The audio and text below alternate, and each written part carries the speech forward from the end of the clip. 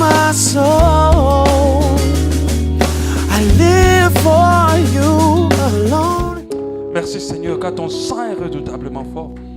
Ton sang est tout pour nous. Merci pour le sang si précieux qui nous libère, qui nous affranchit, qui nous lave, qui nous protège et qui combat nos ennemis pour nous. Qui nous permet de n'être plus sur les radars des ténèbres, mais d'être couverts dans ta main secrète et protégés.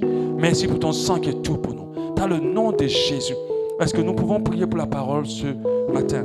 Seigneur, nous te rendons grâce car tu nous parles ce soir. Tu nous fais du bien ce soir. Tu nous enseignes par ta grâce et ta miséricorde.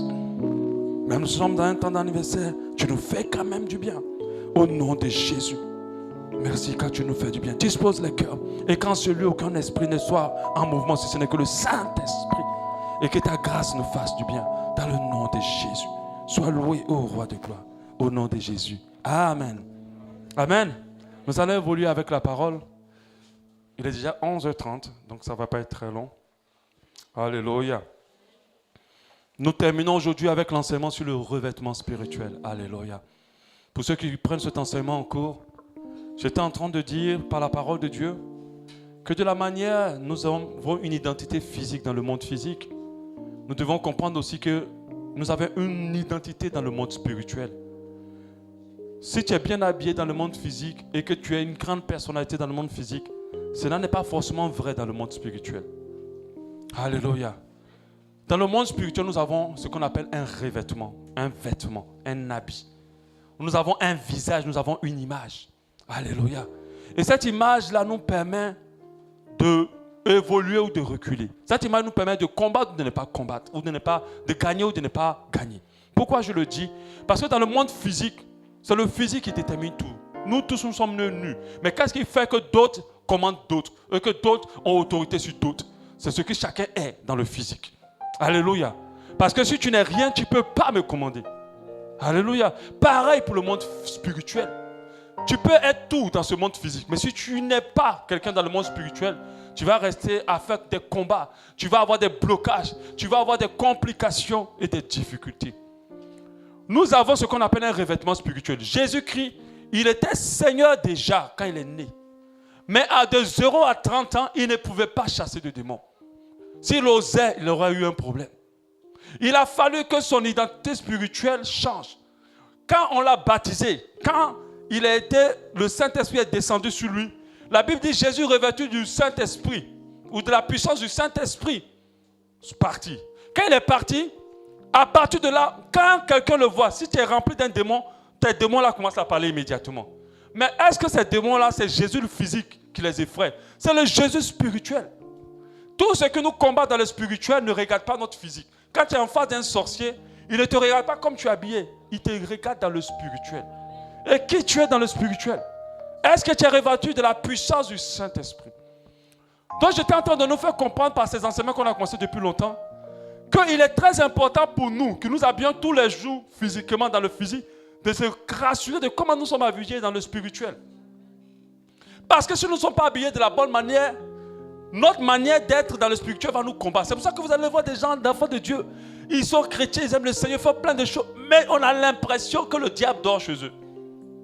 Tout est compliqué pour eux, tout est difficile. Mais en fait, le problème, c'est que dans le spirituel, ils ne sont rien. Quand les démons le regardent, ils disent, il n'y a rien quoi, en fait. Amen. Regardez quelqu'un qui va s'habiller, même, il n'a même pas un rond dans son compte. Mais il porte une grande chaussure, une grande chemise, une grande veste, un grand parfum. Quand il va rentrer, c'est les hôtesses vont le mettre devant. En tout cas, dans la majorité des églises, nous, on ne fait pas ça. On va le mettre derrière, mais les hôtesses vont le mettre devant. Ça doit être un boss. Ok, il n'a rien. Il n'a même pas l'argent de retour. Il n'a pas mangé depuis 5 jours. Mais parce qu'il est bien habillé, on pense que c'est un riche. Les gens se disent que l'habit ne fait pas le moine, mais c'est faux. Des fois, la manière dont tu es habillé là traduit ce que tu es réellement. Amen. Donc, on va le respecter. Mais imaginez un boss, comme le pasteur qui avait fait ça une fois. On l'avait envoyé dans une nouvelle église. Parce que c'était une église d'une grande structure, des églises d'une grande structure. Et lui, il devait aller dans une nouvelle église. Et le premier dimanche où il devait venir se présenter, qu'est-ce qu'il a fait? Il s'est habillé en clochard et il s'est assis devant l'église. Sale. J'avais même la photo. Il fallait pouvoir voir les chrétiens. Dès qu'ils voient le clochard, mais le visage se tourne en même temps comme ça. Tous ont dépassé le clochard, dépassé même le clochard. Même saint frères n'ont pas donné le clochard. Quand ils rentrent à l'église, c'est le clochard là qui rentre. On va empêcher le clochard de rentrer. Oh, c'est le pasteur. Il dit laissez. Quand ils rentrent, il dit c'est moi le pasteur. Ils sont étonnés. Mais pourquoi les gens l'ont dépassé? À cause de comment il est habillé. Pourquoi tu vas parler mal à quelqu'un? Vous savez, même quand tu vas dans un accueil, quand tu es habillé bizarrement, on t'insulte déjà. Quand tu dis bonjour, quitte là. Qu'est-ce que vous voulez, monsieur? Pourquoi vous voulez me déranger? À cause de comment tu es habillé. Dans le monde spirituel, il y a des démons qui combattent des enfants de Dieu parce que les vêtements spirituels ne les effraient pas. Normalement, quand un sorcier doit te regarder, il doit trembler. Il doit se dire, là, tu sais, attends, moi où je suis là, je vais me lever, puis un lion assis, puis je vais venir même caresser le lion, est-ce que je peux le caresser? Amen. Le lion de la tribu de Juda, c'est Jésus. Mais pourquoi le lion de la tribu de Juda? Ça veut dire qu'il inspire aussi la terreur. Amen. Il n'est pas qu'agneau. Hein, comme on a chanté agneau de Dieu là. Il n'est pas qu'agneau. Hein. Il est aussi le lion de la tribu de Juda. Quand un lion grogne, ça tremble autour de lui. Tu veux chercher le problème, ce n'est pas un lion que tu vas chercher un problème. Dans le spirituel, il faut que tu sois un lion. Maintenant, comment on est habillé? Qu'est-ce qui nous revêt dans le spirituel? Pour ceux qui n'étaient pas là, je dis, ce sont nos œuvres. Ce sont nos actions. Tout ce que tu fais t'habille. C'est pour ça que la Bible dit à la femme de ne pas s'habiller des bijoux, de tout ça, mais de se revêtir des œuvres bonnes. Alléluia. Et il y a plusieurs passages qui lient l'habillement aux œuvres.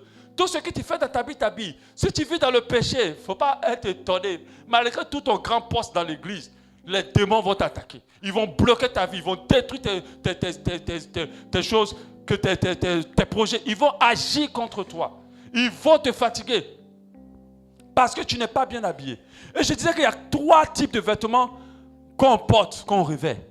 Il y a 2 types de vêtements qui sont bons. Puis il y a un type qu'on doit retirer, qui est une catégorie de vêtements. Le premier type de vêtements que tout enfant doit porter, c'est de revêtir Christ. Christ est un habit. Christ n'est pas seulement le chemin, la vérité et la vie. Il est aussi un habit. La parole de Dieu dit, revêtez Christ. Revêtez-vous de Jésus-Christ. Mais revêtir Jésus, c'est de revêtir la nature de Christ. C'est revêtir, quand je dis, mais si Christ était à ma place, comment il aurait fonctionné? Comment il aurait agi? Aujourd'hui, les gens veulent être eux-mêmes et être chrétiens. Mais chrétiens, c'est les petits Christ. C'est les gens qui ressemblent à Christ. Donc nous devons revêtir Jésus. Nous devons porter Jésus. Mais en revêtant, comment revêtir Jésus? En faisant les œuvres qu'il faisait. En agissant comme il agissait. Ça, c'était le premier vêtement. Et j'ai dit que ce vêtement-là donne droit à beaucoup d'autres vêtements. Il donne droit aux habits de noces. Est-ce que tu sais, sans habits de noces, tu ne peux pas être sauvé? Si tu n'as pas porté d'habits de noces, si tu rentres, Jésus va venir ici, si tu es un intrus. Dans cette fête-là, tu n'es pas bien en noces. Sors de là. Il donne le revêtement de la puissance du Saint-Esprit. Si tu n'as pas revêti Christ, tu ne peux pas revêtir la puissance du Saint-Esprit. La puissance du Saint-Esprit, c'est un vêtement redoutable. Le revêtement de Christ donne aussi le revêtement de l'armure du soldat. Les armes spirituelles. Le casque, la cuirasse, la ceinture, ainsi de suite. Et ces armes-là, nous devons les porter parce qu'on doit afficher 2 identités dans le spirituel. La première identité, c'est la marque de Dieu sur nous. Pour dire que celui-là, c'est mon fils, il ne faut pas le toucher. Si tu n'as pas la marque de Dieu sur toi, les démons vont te fatiguer. Mais la marque de Dieu sur nous, c'est le vêtement Christ. Et la deuxième volet, c'est d'être un soldat dans le spirituel. C'est-à-dire que quand on te regarde, on doit avoir peur de toi dans le spirituel. Quand tu arrives quelque part, la personne la plus dingue du monde se calme. Et vous savez que des fois, quelqu'un peut être là, tu peux être là, tu viens près de quelqu'un, puis tu commences à avoir peur. Mais tu as peur pourquoi? Parce qu'il y a quelque chose qui dégage dans le spirituel.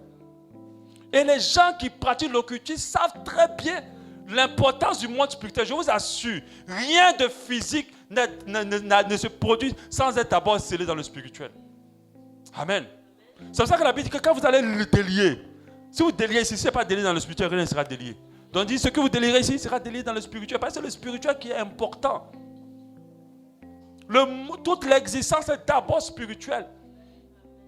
D'abord spirituelle. Avant que tu ne naisses, Dieu te connaissait. Tu étais où? Amen. Tu étais où? Quoi, tu étais un chat, puis tu es devenu maintenant un homme, comme en réincarnation? Non. Dieu te connaissait parce que tu existais dans le spirituel. Il savait qui tu étais. Amen. Et tout cela est très important. On doit revêtir Christ, on doit revêtir l'armure céleste pour être des vrais soldats. Vous savez, quand quelqu'un dit au nom de Jésus, c'est quel nom de Jésus tu as dit? Quand tu vas dire le demande, on va regarder, il va dire attends, il est habillé comment? Quand il regarde, il voit que tu n'as même rien porté, tu es nu. Il va dire attends, Mais moi, je connais Jésus, je connais Paul. Toi, tu es qui? C'est comme ça qu'on a frappé les fils de Sheva. On dit, je vous qu'on les a bastonnés. Alléluia. Maintenant, ce qu'on avait abordé, c'était les vêtements à retirer. On appelle ça des vêtements de propre. Les vêtements de propre, ce sont les vêtements que tu portes.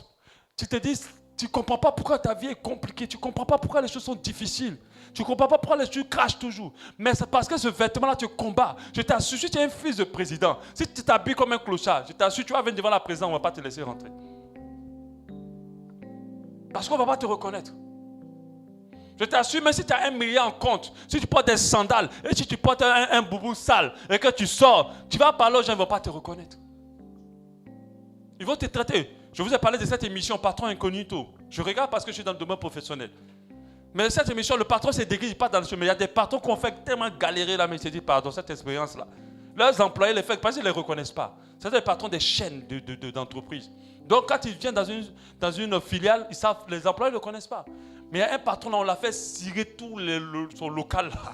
Il a essuyé, il a tout quand le patron dit pardon. Mais il ne peut pas parler parce que tu es venu apprendre le travail de tes employés. Mais on ne le connaît pas. Mais c'est quelqu'un. Mais pourquoi on ne l'a pas connu? Qu'est-ce qui a fait qu'ils n'ont pas connu? Le revêtement. Donc il y a des fois des gens qui sont enfants de Dieu. Le diable, les démons savent que je ne peux pas toucher celui-là. Mais quand il te regarde, tu n'es pas bien habillé. Donc il va te toucher. Il va te toucher. Les vêtements à retirer. Le premier dont on a parlé, ce n'était pas un vêtement, c'est le fait d'être nu. Il y a des gens qui sont nus spirituellement. Ils n'ont pas d'habit. Et j'ai dit, ce qui fait que tu es nu, la nudité spirituelle, c'est le fait que tes œuvres que tu fais ne sont pas marquées d'amour. Parce que la Bible dit que tout ce qui n'est pas empreint d'amour est nul devant Dieu. Si tu agis pour te faire voir, si tu agis pour être reconnu, si tu agis pour être célèbre, tu ne seras jamais habillé dans le spirituel. Et vous savez, quelqu'un de nu, c'est quelqu'un qu'on rejette, c'est quelqu'un qu'on trouve fou, c'est quelqu'un qu'on ne respecte pas, c'est quelqu'un sur qui on dit non, là il n'est rien en fait. Et c'est quelqu'un d'exposé. Parce que les vêtements ne sont pas juste pour cacher notre nudité. Les vêtements aussi nous protègent contre le froid, permettent à ce que nos pieds ne nous fassent pas mal parce que la chaussure c'est un vêtement. Amen. Et l'autre élément, c'est le vêtement du pharisien. Le vêtement du pharisien, c'est un vêtement qui combat la vie de beaucoup d'enfants de Dieu. C'est le vêtement que beaucoup portent. Le pharisien, c'est celui qui juge toujours l'autre. C'est celui qui condamne tout l'autre. C'est lui qui sait que l'autre n'a pas bien fait. C'est lui qui n'a jamais de miséricorde dans son cœur. C'est lui qui trouve que celui-là, ce n'est pas un bon homme de Dieu. Ce n'est pas un bon enfant de Dieu. C'est lui qui juge tout le monde. Tout le monde est mauvais, lui, il est parfait. Parce que nous savons que personne n'est parfait. J'ai dit la dernière fois, si Dieu fait un écran ici, quand on finirait la vie de Brad, déjà Brad va rentrer dans le sol, après tout le monde va disparaître. Qu'elle va dire, on va passer à la prochaine vie, ça va disparaître en même temps de l'église. Parce que tu n'es pas parfait. Mais vous savez, ceux qui sont imparfaits, là, c'est eux qui sont des bien bons pharisiens. Le pharisien fait toutes choses pour descendre et pour être élevé. Et beaucoup ont ce vêtement-là. Le pharisien, c'est celui qui condamne sans avoir demandé des explications. On vient te dire, tel a dit telle chose de toi. Tu ne lui as même pas demandé. Tu l'as déjà en voulu et tu as commencé à régler tes comptes déjà en prenant ça partout et tu ne veux plus gérer cette histoire avec lui. Et beaucoup d'enfants de Dieu sont des vrais pharisiens. Amen. Je vais brosser sur le vêtement de deuil. Le vêtement de deuil, c'est un vêtement que beaucoup portent très facilement les enfants de Dieu. Le vêtement de deuil, c'est créé par les mauvaises expériences que tu vis. À chaque fois que tu vis, certains vivent des mauvaises expériences, au lieu que ces expériences leur permettent d'avancer, ces expériences les habillent. Ils gèrent maintenant leur vie en fonction de ce qu'ils ont vécu. Et ils sont constamment en deuil. Et quand tu portes des vêtements de deuil, tout ce que tu touches meurt. Tout ce que tu touches meurt. À chaque fois que tu fais quelque chose, ça ne va pas loin. Ça te détruit. Parce que tu n'as pas appris à évacuer. C'était des gens qui sont constamment dans l'inquiétude. Qui sont constamment dans la peur. Vous savez, on ne s'inquiète pas pour rien. On s'inquiète en se souvenant des mauvaises expériences. Amen. Si tu ne te souviens pas des mauvaises expériences, tu ne vas pas t'inquiéter. Amen. Si on dit que, si on ne t'a jamais dit que tel est mort pendant qu'on est en train de l'opérer, pourquoi tu vas t'inquiéter pendant qu'on est en train d'opérer t'opérer ou opérer quelqu'un d'autre? C'est parce qu'on t'a déjà dit. Et le diable va veiller à ce que tu gardes le vêtement de deuil. Il va veiller. Dieu veut le déchirer. Ce n'est pas toi qui le déchire. C'est Dieu qui veut déchirer ce vêtement. Mais tu dois accepter. Il y a des gens, quand tu vois leur visage, même ils ressemblent à deuil. Ils étaient beaux avant. Belles, rayonnants, rayonnantes. Maintenant, quand tu les regardes, tu te dis, tu as perdu quelqu'un. Il y a quoi? Tu es malade. Si on te demande 2 ou 3 fois, est-ce que tu es malade? Mon frère, tu portes le vêtement de deuil. Et tu dois déchirer. Il y a des gens qui sont restés, qui sont bloqués dans la mauvaise expérience. Ils ne peuvent pas sortir. Ce sont eux les victimes. Mais en réalité, ce sont des bourreaux. Parce que ce sont des pharisiens. Toujours, c'est à eux qu'on fait tout le mal du monde. C'est le vêtement de deuil. C'est les gens qui, à la moindre chose, sont tristes. Ils ne savent pas que toutes les mauvaises expériences qu'on vit sont des tremplins en réalité. Sont des moyens pour nous amener loin. Mais dès qu'ils vivent des choses, ils restent marqués. La fille qui t'a trahi là, jusqu'à aujourd'hui, tu n'as pas oublié. Tu portes un vêtement de deuil. Si tu rentres dans un projet de relation d'amoureuse, ça va se détruire. Parce que tu n'as pas oublié. Tu as une conception de la femme qui n'est pas bonne. Parce que tu es dans un vêtement de deuil. Tu as une conception des hommes qui n'est pas bon. Alléluia. Une femme qui dit, les hommes là, il n'y a pas son bon dans l'existence même. Qui vous a dit ça? Amen. Qui vous a dit ça? Tous les hommes ne sont pas fidèles. Quand toi tu dis ça, tu es sûr de ça. Toi-même tu es fidèle. Parce que 2-3 personnes t'ont trompé, c'est fini. Tous les hommes ne sont pas fidèles. C'est un vêtement de deuil. Parce que quand tu vas être un bon homme, lui-même il est fidèle, mais tu vas le rendre infidèle. Parce que ton vêtement de deuil là va l'amener dans la vie. Lui-même va dire, mais je ne comprends pas. Mais j'aime la fille là, mais je ne sais pas pourquoi l'autre la m'attire. Parce que tu portes un vêtement de deuil. Et beaucoup sont comme ça. Marqués par le deuil. Ils ne peuvent pas abandonner. La meilleure manière de détruire le vêtement de deuil, c'est de rentrer dans le cycle de joie. La Bible dit, soyez toujours joyeux. Tu dois toujours te concentrer à être joyeux. Au lieu des fois l'inquiétude crée le deuil. Il y a des gens, la fin n'est pas encore arrivée. Tu es déjà en train de pleurer sur la fin qui va t'arriver. Ce n'est pas encore arrivé. Amen. Là, tu es assis, là, il y a un problème que tu te dis, dans 2 jours, dans 3 jours, je ne sais pas comment je vais gérer. Laisse 2 jours, 3 jours là d'abord arriver. Ce n'est pas encore arrivé. Amen. Jusqu'à présent, ça ne t'a pas encore touché. Ça ne t'a pas encore éclaboussé. Là, réjouis-toi. C'est pour ça que la Bible ne vous inquiète de rien. Celui qui passe son temps à s'inquiéter porte un vêtement de deuil. Et du coup, rien ne marche. Ça attire l'opprobre vers toi. Ça bloque ta vie. Il y a des gens qui sont les experts en inquiétude. Ils peuvent enseigner les gens comment s'inquiéter. Vous savez que si je t'envoie, si vous dites, enseigne-nous sur comment s'inquiéter, tu vas me montrer toutes les phases d'inquiétude. Ils sont forts dans ils ont même reçu le diplôme de l'inquiétude. Des fois même, ils s'inquiètent mais pour rien. Des fois. Amen. Et c'est des fois là, les vêtements de deuil. Il faut laisser, il faut abandonner. Il faut apprendre à pouvoir positiver, à pouvoir rester joyeux. La Bible dit soyez toujours joyeux. La Bible n'a pas dit soyez joyeux. Il dit soyez toujours joyeux. Il dit qu'il ne faut pas que quelques situations te volent ta joie. À chaque fois que tu es triste et malheureux, tu portes un vêtement de deuil. Et l'amertume détruit la grâce de Dieu. La Bible dit qu'il faut qu'aucune racine d'amertume poussant des rejetons ne te sépare de la grâce de Dieu. Donc ça dit à chaque fois que tu es amer, la grâce de Dieu prend ses bagages, elle s'en va. À chaque fois que tu commences à être inquiet, la grâce de Dieu prend ses bagages et elle s'en va. C'est pour ça que Dieu a dit à plusieurs reprises, ne vous inquiétez pas du lendemain, le lendemain prendra soin de vous. Prendra soin de lui-même plutôt. Alléluia. Vous ne le savez pas. En un jour, beaucoup de choses peuvent arriver de négatif. Mais en un jour aussi, Dieu peut régler tout. Je t'assure, il y a un coup de fil qui va arriver à toi et ta situation va changer. Vous pensez qu'on réussit dans 4 ans? Je te dis, en 1 minute, on peut t'appeler aujourd'hui puis c'est fini, tes problèmes sont finis. Dieu est capable de le faire. Mais pourquoi tu t'inquiètes? Si tu t'inquiètes pour quelqu'un qui est malade, je te dis, en 1 seconde, le médecin peut le scanner et il ne peut plus rien trouver. Notre Dieu est puissant.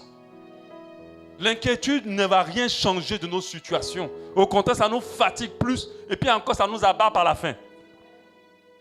Non. Apprenez à être positif. C'est pour ça que moi, je ne supporte pas les gens qui aiment beaucoup se plaindre. Bon, je vais dire, je ne supporte pas le fait que les gens aiment se plaindre. C'est dès que tu te plains, ça m'irrite en même temps, ça m'énerve. Je me dis, attends, tu veux m'empoisonner? Moi, je ne veux pas que la grâce de Dieu s'éloigne de moi. Amen. Est-ce que les problèmes, ça va finir dans ce monde? Ça ne finira jamais. Qui vous a dit que les problèmes sont finis dans sa vie? Qui vous a dit ça? Trouvez-moi la personne qui me dit qu'il n'a plus de problèmes. Je vais dire, tiens, mon Dieu, je vais t'adorer aujourd'hui là. Mais c'est fou. Peu importe les milliards que tu auras des problèmes. Peu importe, tu veux te marier, non? Rentre dans le mariage, tu vas voir. Toi, ton problème, c'est le mariage. Il ne faut pas venir d'abord nous chercher. Il faut que je sois marié d'abord. Il ne faut pas venir nous prendre. Je ne suis pas encore marié. Tu penses que tu as créé pour te marier? On va te donner un mariage là. Il ne faut pas venir pleurer chez moi ici. Pasteur, vous fatiguez les gens toujours. Amen. Attention. Ne vous inquiétez de rien. Rendez grâce à Dieu pour toutes choses. À chaque fois qu'une situation difficile arrive, trouvez le moyen de trouver quelque chose qui peut vous réjouir. Trouvez le moyen. Trouvez le moyen pour trouver quelque chose qui vous réjouir. Par exemple, regardez l'histoire que ma soeur Mariam vit. On découvre que dans son intérieur, il y a un dysfonctionnement. Mais depuis longtemps, elle souffre de digestion. Quand ça arrive pour nous, on se dit, ah, mais c'est compliqué. Bon, moi, je me dis non. Je dis, ah, ça sera le moyen de régler son dysfonctionnement. Certainement, on va se pencher là-dessus. Elle n'est pas le genre de quelqu'un qui aime les hôpitaux. Je dis, ah, ça sera le moyen de la sortie de là. Je pense que Dieu permet cela pour que ça ne soit pas plus grave demain. Mais quelqu'un te va dire, oh, ils vont faire quoi? Tu es déjà loin. Il y a des gens qui sont loin dans la négativité. Dès que tu le ralentis, tu dis, oh, je ne t'ai pas dit, oh, il tombe évanoui. Mais on ne t'a pas encore dit. Parce que tellement la personne aime s'inquiéter. On ne t'a encore rien dit. Amen. Ce qui ne te tue pas te rendra plus fort. Et Dieu ne t'atteint pas par les choses difficiles parce qu'il veut te détruire. C'est notre papa. Comment un papa peut vouloir te détruire? Mais un papa, ça frappe des fois. Amen. Un papa, ça complique des fois ta vie pour que tu réussisses. Tu as dit, non, non, non, papa, je suis fatigué, je vais dormir. Ça, c'est ce que tu vas dire, tu ne dors pas, tu récites tes leçons avant. Tu souffres. Pendant que tu es en train de réciter tes leçons, mais c'est pour ton bien. Amen. Dis à ton ami, déchire ce vêtement-là, tu l'as trop porté, déchire-le. Il faut le bousculer. Déchire le vêtement de deuil. Il y a quoi? Il faut arrêter de pleurer, c'est trop là. Tu as trop pleuré maintenant. Il faut rire un peu. Il faut rire un peu. Amen. Donc la meilleure manière de tuer ce cycle de deuil, c'est d'être dans la joie. Vous savez, beaucoup de choses peuvent nous arriver, vraiment beaucoup. Ce monde-là est tellement cruel, il est tellement difficile. Ce monde-là, on ne sait pas. Tous les jours qu'on se lève, c'est pour ça que quand je me couche le soir, je rends grâce à Dieu. Quand rien de grave m'a atteint. Vous ne pouvez pas penser toutes les choses qui tournent autour de nos vies, autour des vies de nos enfants, autour de notre nation. Vous ne pouvez pas imaginer. Des fois, on a l'impression que tout ce qui arrive de mal, c'est les autres. Mais faites attention. Faites attention, les autres aussi pensaient avant que c'était les autres. Et eux aussi, ils ont reçu. Il y a des pays qui sont détruits par la guerre. Des femmes qui ont été violées, des enfants qui ont été violés, plein de choses qui ne sont pas dans des pays. Ils ont fait quoi pour mériter? Rien. Toi, tu as fait quoi pour mériter d'être dans un pays bien? Rends grâce à Dieu. Amen. Beaucoup de choses peuvent nous arriver. Tant que nous vivons dans ce monde, attendons-nous à toutes choses. Mais prions et implorons la grâce de Dieu. Jésus est la véritable protection. Alléluia. Moi, j'y crois. Je crois que si je me réfugie en lui, il y a des choses que le diable ne permettra pas à ce que m'atteigne. Mais si ça m'atteint, c'est que c'est Dieu qui a permis, c'est que c'est pour me faire grandir. Amen. Moi, je ne vais pas permettre à ce que tu fasses du mal à ma fille. Mais je peux aller à l'école pour dire à la maîtresse, frappe-la si elle ne comprend pas. Frappe-la. Mais elle lui fait du mal quand elle la frappe en griffe. Mais en réalité, elle lui fait du bien. Alléluia. Mais si la maîtresse me gifle ma fille devant moi, mais en tout cas, elle va me frapper ce jour-là. On va mettre le pasteur de côté, on va bien se frapper dans l'école. Amen. Non, parce que c'est ça, c'est ma fille. Tu gifles ma fille, tu m'as giflé. Amen. Et c'est comme ça, tout ce qui te touche, touche Dieu. De la manière que tu aimes tes enfants là, Dieu les aime, Dieu t'aime plus que ça. Dieu t'aime plus que ça. Quand tu dors là, il te regarde, il te contemple. Amen. Pendant que tu es en train de rouler avec ton caleçon bizarre là, il te regarde. Il y a des gens quand ils dorment là, ils ne savent pas se faire beau. Amen. Vous dormez, vous avez habillé bizarrement comme si vous partez au champ. On va évoluer.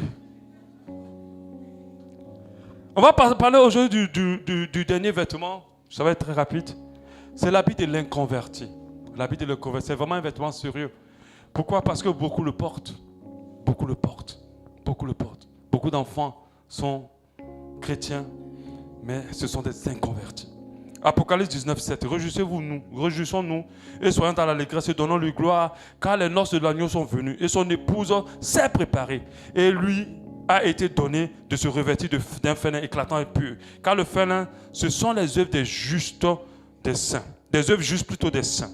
Ce sont les œuvres qui déterminent la qualité et l'état de ton habit spirituel. Ce que tu fais là va déterminer la qualité et l'état de ton habit spirituel. Tu peux être un bon chrétien et être revêtu d'un habit qui te combat spirituellement.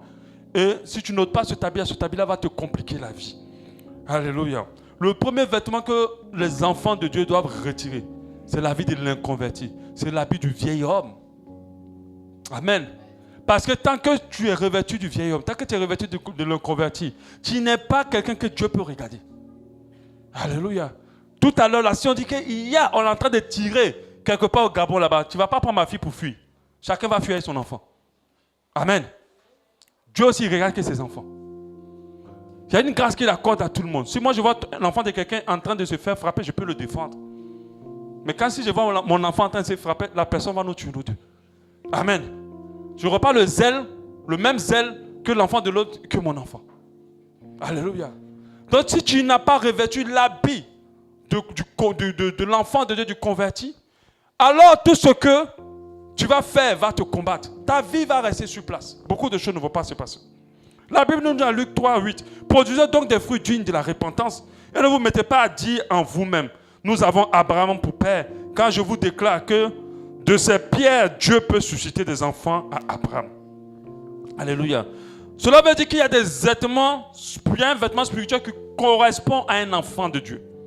Il y a un vêtement spirituel qui correspond à quelqu'un qui est né de nouveau.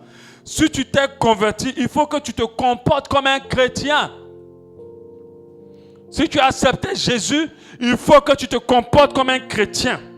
Les gens viennent à l'école, à l'église, ils font les cours de baptême. Ils savent même dans l'église, ils font beaucoup de choses, mais ils sont revêtus de vêtements d'un converti. Parce que les œuvres et les attitudes n'ont rien à voir avec l'enfant de Dieu. C'est les vêtements qui nous habillent. N'ont rien à voir avec l'enfant de Dieu. Or, un habit de païen est un habit qui va permettre aux démons de dire celui-là on peut le toucher. Permettre aux mauvais esprits de dire celui-là on peut le toucher. Accéder à ta vie et compliquer les choses dans ta vie. Et il va dire cela, il fait partie de mon camp. Jésus a dit, il n'a rien de lui en moi. Mais tu es chrétien, mais toute ta vie est païenne. Moi je me rappelle de l'époque où on s'est converti. Les enfants de Dieu étaient vraiment les enfants de Dieu. Aujourd'hui, on ne sait plus. Il y a trop de caméléons.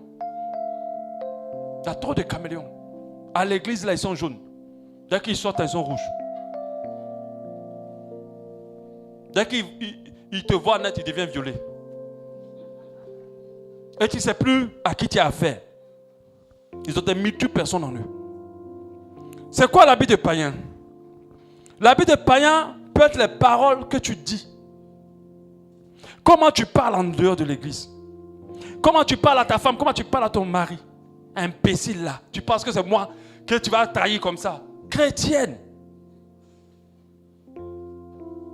Chrétienne.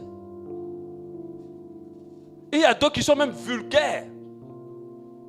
Mais si tu es vulgaire, mais ne dis pas chrétien. Ce que tu portes, tu as porté, c'est l'habit de converti. Ta vie va aller où? Ça va aller nulle part. La grâce de Dieu ne peut pas louer sur ta vie. Et c'est comme ça que d'autres ont beaucoup de complications à évoluer. Parce que le vêtement les combat. Comment tu parles à ton lieu de travail? Quand tu te retrouves avec tes collègues, il y a des gens, mais les collègues ne savent pas qu'il est chrétien. Ou chrétienne. Oh, elle est chrétienne celle-là. Ah bon? Oh, on ne savait pas. Quand tu avais tes condisciples à l'école, comment tu parles? Est-ce qu'ils savent que tu es enfant de Dieu? Mais si tu ne les évangélises pas, ils vont le sentir dans ton attitude. Ils vont le sentir dans ton comportement. Alléluia. Ils vont le sentir dans tes œuvres. As-tu un langage saint et sanctifié? Ou as-tu un langage pervers et digne d'un païen?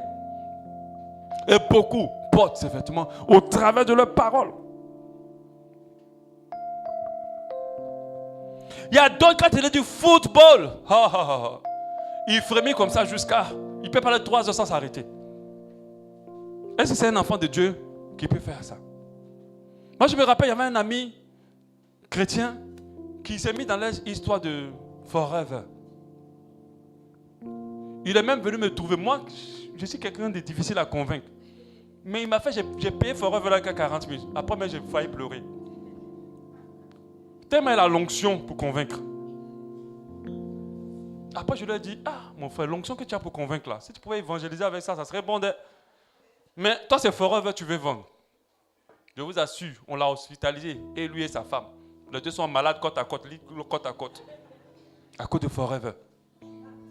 Ils ont failli mourir parce qu'ils étaient en train d'étudier le don de Dieu, la parole de Dieu, pour faire quelque chose de gagner de l'argent. Comment? Qu'est-ce que tu dis? Football, tu vas trembler. Tu connais même quelle est la couleur du slip de Messi. Tout cas, s'il porte tous les jours. Mais tu ne sais même pas où Jésus est né. Tu peux parler de football jusqu'à la salive là même va remplir la salle. Mais est-ce que quand tu as fini de parler de football comme ça à quelqu'un, tu peux lui dire prions? Tu peux dire Jésus t'aime. Mais lui-même, il a vu comment tu as frémi là. Donc, mais quand c'est politique, il va arracher même les cheveux. Moi, je suis là, je ne connais pas le nom des ministres. Mais il y a d'autres qui connaissent toute la liste. Même quand ça a changé, ils savent qui a remplacé. Ils connaissent les secrétaires des ministres, leurs femmes, leurs enfants. Et quand ils rentrent dans les débats là, tu ne reconnais plus l'enfant de Dieu. C'est les inconvertis. Qu'est-ce qui va m'intéresser à parler avec toi? Ce n'est pas mon Jésus. On peut parler un peu de travail, on peut parler de tout, mais on ne va pas parler 3 heures de quelque chose qui n'a rien à voir avec mon Jésus. À un moment, je vais m'ennuyer. Mais toi, tu ne t'ennuies pas. Hein? Vous faites veiller même de causerie. Veillez d'échange. Vous parlez jusqu'au matin. De football. Je sais qu'il y a des gens qui se sentent concernés là. Je ne sais pas s'il y a un match. Parce que j'ai vu la Coupe du Monde. Ouais, ça, c'est plutôt des femmes. Pas des hommes. Et 3 ans non-stop football. 3 ans non-stop football. Ils vont parler. 3 ans non-stop. Il y a d'autres qui disent coiffure, make-up, habits. Oh, c'est à fond là maintenant. D'autres qui disent les stars. Kim Kardashian, j'étais sûr.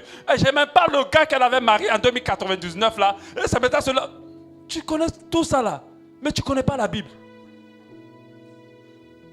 Tu connais même quand elle a été plaquée. Il y a d'autres mecs qui connaissent le nom de ses enfants. Ah! Mais tu ne connais pas Jésus, tu ne sais même pas qui il est. Ça, c'est les païens. Les païens, c'est ça qui les intéresse, c'est ça qui les fait vibrer. Nous, ce qui nous fait vibrer, c'est Jésus et sa parole. Et si tu restes dans ça, tu vas porter le vêtement d'un converti, ce vêtement va combattre ta vie. Et d'autres sont là à fond. Il y a des gens, même pour eux, c'est encore plus grave. C'est les ménagères. Les ménagères, oh. C'est ça, les filles togolaises, elles vous font dur dans le Gabon là. Parce que c'est la guerre entre les Gabonaises et les Togolaises. Tout cela se fait dans les... Elle arrache les maris. Elle frappe les enfants quand vous partez. Et voilà, c'est ce qu'elle fait. Elle frappe les enfants quand vous partez. Elle arrache vos maris. Et puis en plus de ça, là, elle vous fatigue bien dans le foyer. Et quand tu veux compter si elle disparaît, tu donnes son salaire, demain tu ne la vois plus. C'est ça. Parce que vous les parlez mal. Vous les traitez comme si elles étaient rien. Des chrétiens de Dieu. Toi là, mais comment tu as accouché? Mais comment tu veux savoir comment on l'a accouché? Toi, tu es enfant de Dieu. Et c'est comme ça que tu parles à quelqu'un qui est humain comme toi. C'est pas un païen qui fait comme ça. Alors, tu peux pas prendre une folle là. Tu n'as pas pris. Mais comment? Ou bien elle est habillée, peut-être c'est pas dans ma maison que tu es habillée. Non. Évangélise là. Prends-la de côté. Ah, ma fille. C'est pas pour que mon mari il est sérieux. Tu ne peux pas l'arracher de toute façon. Mais il faut bien t'habiller. Ah, c'est pas quoi, tu avais cherché mon mari ici. Chrétien. Et les femmes, elles sont rapides dans les paroles. Très rapides. Quand d'autres parlent là, tu ne peux même pas savoir qu'elles ont même connu. Mais elles sont là même. Jésus, je t'aime. Jésus, mon roi, mon Seigneur. Mais ce que tu as dit après là, tu as oublié. Et beaucoup sont comme ça. Ça, ce sont les vêtements.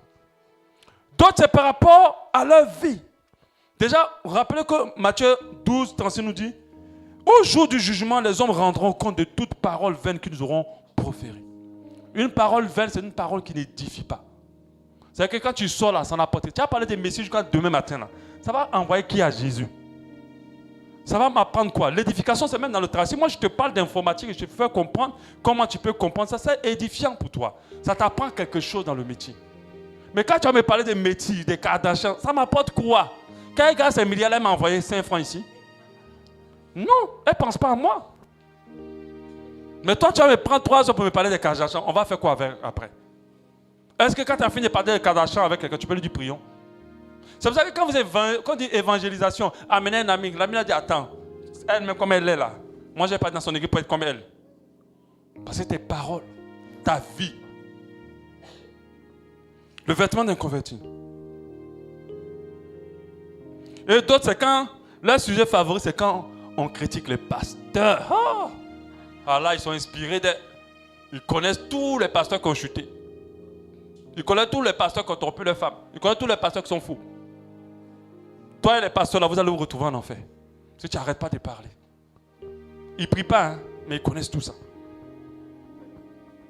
Et est-ce que vous savez que la bouche peut créer une atmosphère? Si tu parles, après toi, tu crées même les démons autour de vous deux. Et puis vous êtes dans les démons maintenant. Et d'autres ne savent pas ça. La bouche crée, la parole crée de l'atmosphère.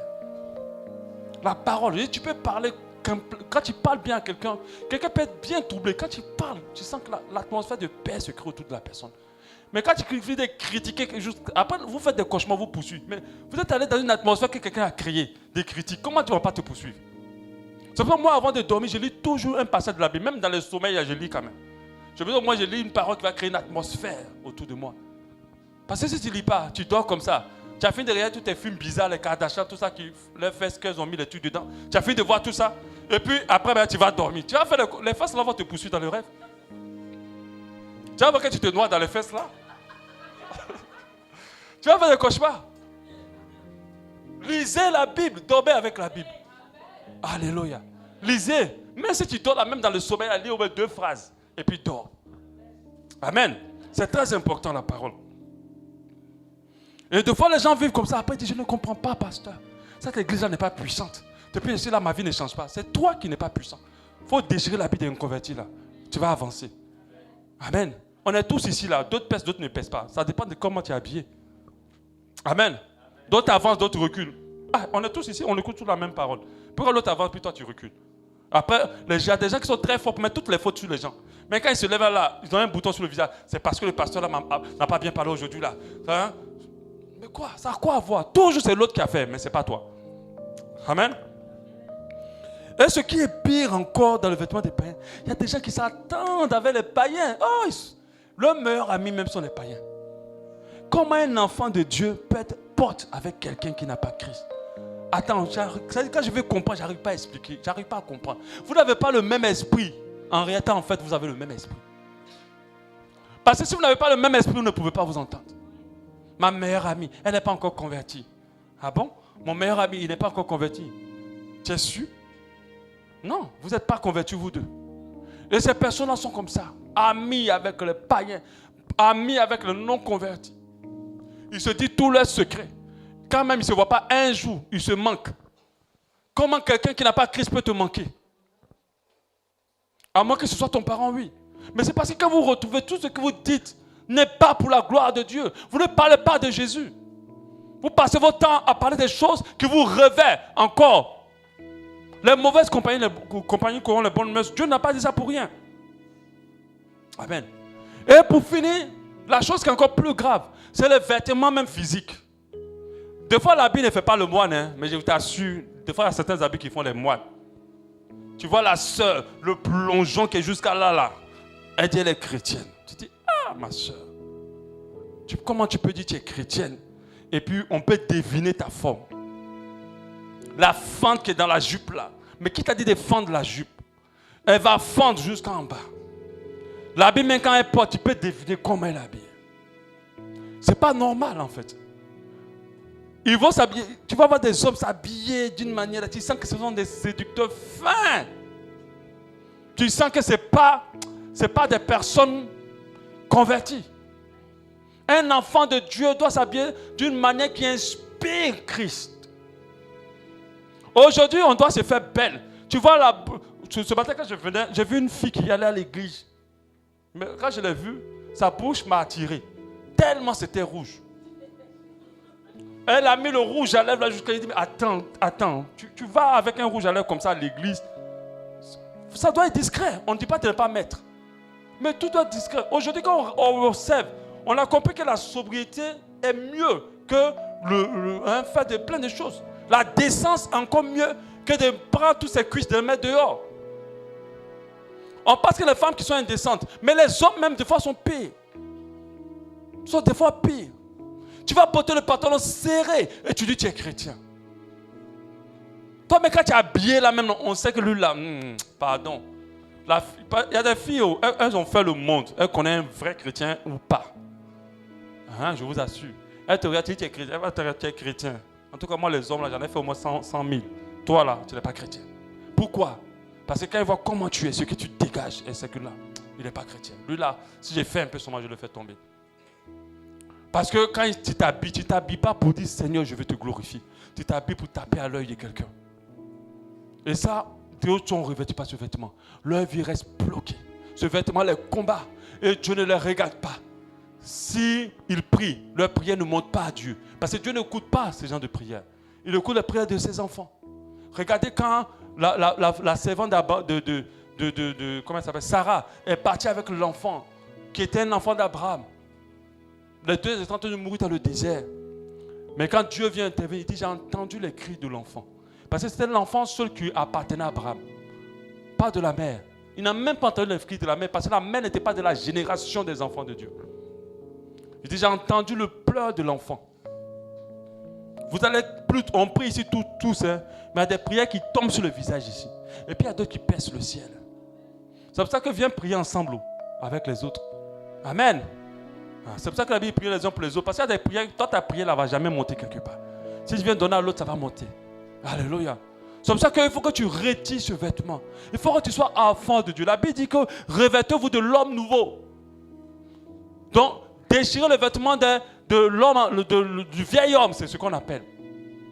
Ta parole, ta vie, tes choix, tout doit refléter Dieu. Tu dois vivre pour ça. C'est pas, je ne dis pas qu'il ne va pas arriver que tu es dans la colère, tu dis imbécile chien. Oui, tu peux le dire dans la colère quand tu es emporté. Mais si c'est toujours imbécile chien, il faut faire attention à quel vêtement tu as porté. Parce qu'il y a des gens, ils sont bien quand tout c'est bon. Mais il ne faut pas les provoquer. Et j'ai connu ça ici, la versatilité. Les gens sont souriants, gentils. Oh, le frère là, la soeur, elle est vraiment bien. Provoque-la. Un jour, fais quelque chose, tu ne vas plus la reconnaître. Tu ne vas plus le reconnaître. Et ce vêtement-là doit être déchiré. Selon la grâce de Dieu, ne va pas... Et le ciel, ça ne va pas être possible. Alléluia. Amen. On va prier par rapport à cet enseignement. Et Jenny, elle pourra se préparer pour l'anniversaire.